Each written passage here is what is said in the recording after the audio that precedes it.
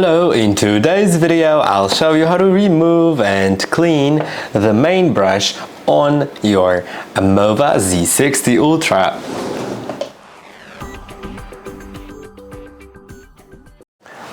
In order to remove and clean the main brush, you'll need to flip your robot over.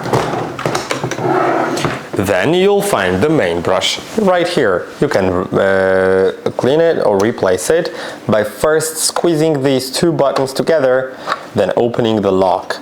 Now there's a chance they'll fall out. But now you can clean them. You can use a knife or scissors to cut some hair stuck to them, though there shouldn't be many because they have this mechanism that prevents them from being stuck, like from lots of hair being stuck.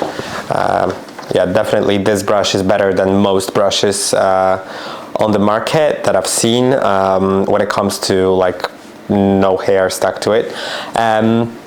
And now when it's clean, you can also rinse it, but let it air dry before you put it in to prevent mold. Now there's this orange and the gray like part, and it has to go into the orange and gray hole respectively.